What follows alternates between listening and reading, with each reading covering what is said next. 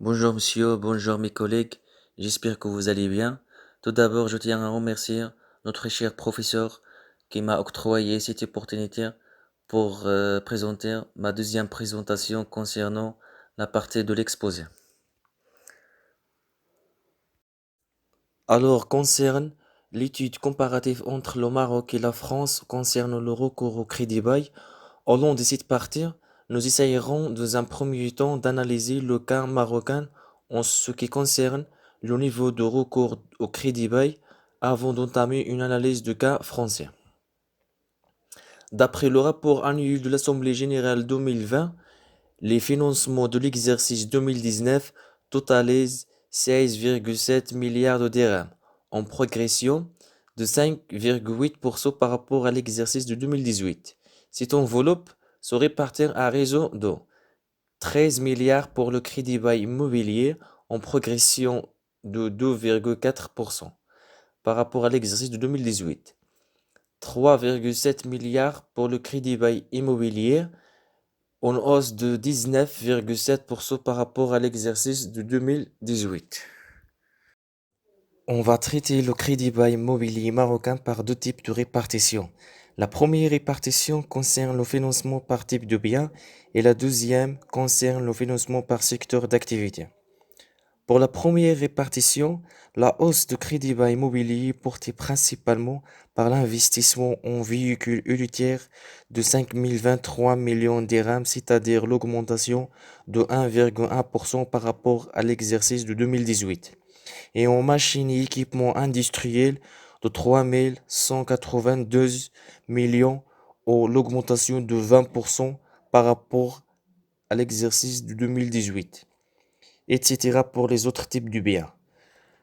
Pour la deuxième répartition, le crédit bail immobilier est principalement tiré par la demande émanant de deux secteurs d'activité suivants. La construction de 1 947 millions de dirhams, c'est-à-dire l'augmentation de 0,9% par rapport à l'exercice de 2018, et de commerce et réparation automobile de 2 245 millions de dirhams, c'est-à-dire l'augmentation de 300,3% par rapport à l'exercice de 2018. Et finalement, le crédit bail immobilier, marqué par la hausse des achats en immeubles industriels de 1 125 millions de dirhams, c'est-à-dire l'augmentation de 102% par rapport à l'exercice de 2018. Aussi, il est marqué par type d'usage divers de 937 millions de dirhams, c'est-à-dire l'augmentation de 34,4% par rapport à l'exercice de 2018. Pour plus de détails concernant les statistiques du crédit bail marocain, vous pouvez consulter les fichiers Word annexés à notre présentation, parce que ici j'ai présenté ce qui est important, soit le type de bien ou bien les secteurs d'activité. Il faut signaler que les financements de l'exercice 2019 correspondent à 16 254 dossiers au lieu de 16 126 en 2018. Il est réparti à raison de 15 755 dossiers de crédit bail mobilier, soit en moyenne de 823 700 dirhams, et 499 dossiers de crédit bail immobilier, soit en moyenne de 7,4 millions dirhams. Après avoir examiné le cas marocain de crédit bail, venons maintenant au cas français. Selon un rapport d'études publié sur l'Institut national de la statistique et des études économiques en 2019, les achats nouveaux financés par crédit bail et location avec option d'achat augmentent de nouveau. Ils atteignent de 37 milliards euros en valeur, soit l'augmentation de 10,3% par rapport à l'exercice de 2018. Ce montant représente 1,5% du produit intérieur brut pour 2019. Le dynamisme de crédit bail auprès des entreprises est porté par les montants de contrats de crédit bail immobilier, 4,9 milliards d'euros, soit l'augmentation de 12,5% par rapport à l'exercice de 2018, et surtout par les montants des contrats de crédit bail immobilier, 18,2 milliards d'euros, soit l'augmentation de 15,2%. Presque même cas pour le cas marocain. On va traiter le crédit bail immobilier français par deux types de répartition. La première concerne répartition par type de bien et la deuxième concerne secteur d'activité. Pour la première, la hausse de crédit bail immobilier reste principalement portée par l'investissement aux produits automobiles, soit l'augmentation de 18,2% en 2018, et en machines et équipements par l'augmentation de 10,8% par rapport à l'exercice de 2018. Ces deux types de produits représentent plus de trois quarts des investissements en crédit bail immobilier effectués en France. Pour la deuxième répartition, le crédit bail immobilier est principalement tiré par la demande émanant des secteurs suivants. Transport et entreposage par l'augmentation de 19,9% par rapport à 2018. Agriculture, sylviculture et pêche par l'augmentation de 31,6%.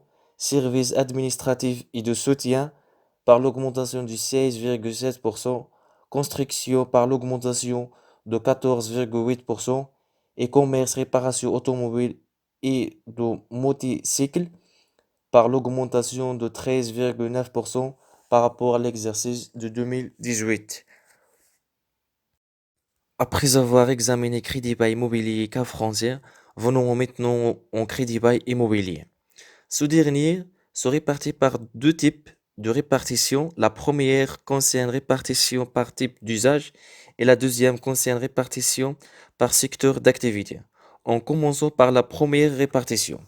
La hausse des achats en crédit bail immobilier concerne surtout les terrains par l'augmentation de 62,9% par rapport à l'exercice de 2018 et les nouveaux contrats de construction et du génie civil par l'augmentation de 13,6%. Pour la deuxième type de répartition, le crédit bail immobilier est principalement tiré par la demande émanant des secteurs suivants.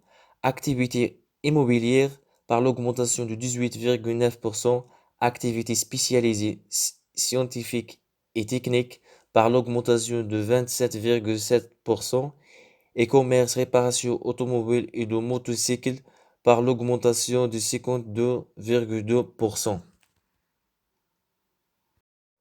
Pour aller aussi de cette comparaison entre le crédit bail marocain et français, nous avons constaté que la France est le pays à la plus qui fait recours au crédit bail que le Maroc. On passe maintenant aux avantages et aux inconvénients du crédit bail. Le crédit bail dispose plusieurs avantages. Le premier avantage est la disponibilité et la demande. Le crédit bail donne la possibilité au Fonds monétaire international de toucher d'autres segments de marché, donc d'augmenter leur part de marché.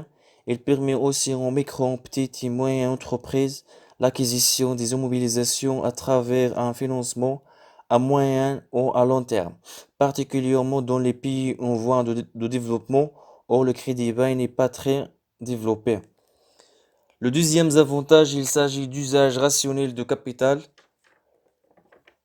Le preneur ne peut faire un détournement de crédit bail à d'autres projets, étant donné que la société de leasing achète l'équipement directement auprès du fournisseur. Le troisième avantage, c'est le financement garanti. La société de leasing est mieux garantie vu que l'actif financier sert lui-même de notissement en cas d'interruption des versements de preneur, étant donné aussi que la société bailleuse détient le droit de propriété. Pour le quatrième avantage, moindre coût de transaction. Les opérations de crédit bail peuvent être menées rapidement et simplement. Le bailleur a la possibilité de projeter du flot de trésorerie avec plus de décisions pendant la période de contrat de crédit bail et cela partant du principe que le preneur respectera ses obligations vis-à-vis de la société bailleuse. Et finalement, financement à temps fixe. Le crédit bail offre généralement un financement à moyen ou long terme et à taux fixe pendant toute la durée du bail. La société de crédit bail a la facilité de calculer les marges tant en tenant compte des comptes de financement et des transactions de l'opération de crédit bail. Il y a d'autres avantages par excellence fiscaux. Pour le preneur, le crédit bail est doté par le législateur d'un régime fiscal approprié, déductibilité des charges, possibilité d'amortissement accéléré. Et pour le bailleur, il bénéficie d'une exonération de droits d'enregistrement des actes d'acquisition du locaux à usage professionnel pour le crédit bail immobilier. Il est vrai que le crédit bail dispose beaucoup d'avantages, mais cela ne nous permet pas de dire qu'il n'y a pas de limites et inconvénients. Le crédit bail dispose quatre limites fondamentales. Le premier, ou bien la première concerne la propriété des actifs. Les coûts liés à l'obsolescence ou à l'amortissement sont assumés par le bailleur qui possède le droit de propriété de l'actif. Pour la deuxième limite, touche coût fixe. Les coûts ne dépendent pas des caractéristiques de la société bailleuse, du client ou de l'actif et sont généralement fixes, raison pour laquelle, dans le cas de crédit bail, concernant des actifs de faible valeur, les coûts de transaction seront comparativement plus élevés. Pour la troisième limite, elle concerne les coûts des ressources et liquidités. La liquidité du Fonds monétaire international peut subir un impact négatif de la part de la nature du crédit bail et son compte d'investissement préalable et par conséquent compromettre sa rentabilité. Et la dernière limite, il s'agit de la mesure de la valeur résiduelle. Lorsqu'on tente d'établir une différence entre le leasing et le crédit d'équipement, un axe particulier est mis sur la valeur résiduelle. C'est un élément imprévisible de crédit bail car de sa réalisation dépend des revenus aux pertes importantes. La mesure de la valeur future des équipements doit tenir compte à la fois des gains et des pertes éventuelles et les capitales pour la rentabilité de crédit bail. Voilà, ma présentation touche à sa fin. Merci pour votre attention et encore une fois pour votre appui moral. À bientôt.